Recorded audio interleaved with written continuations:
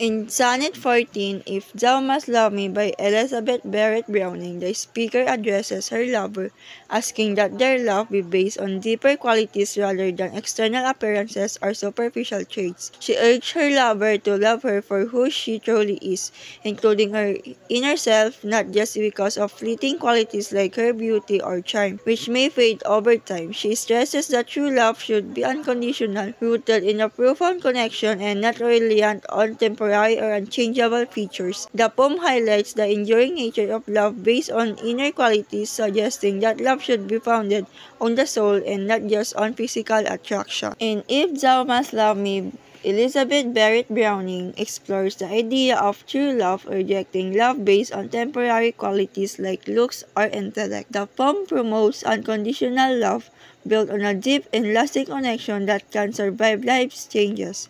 It views love as a timeless ideal, freely given without being influenced by outside factors, showing the universal desire for genuine, lasting relationship. In If Thou Must Love Me, Elizabeth Barrett Browning stresses the value of true, unconditional love that focuses on a person's essence instead of temporary qualities. She points out how fragile love based on surface-level traits can be, urging people to build strong, lasting relationships founded on loyalty and understanding.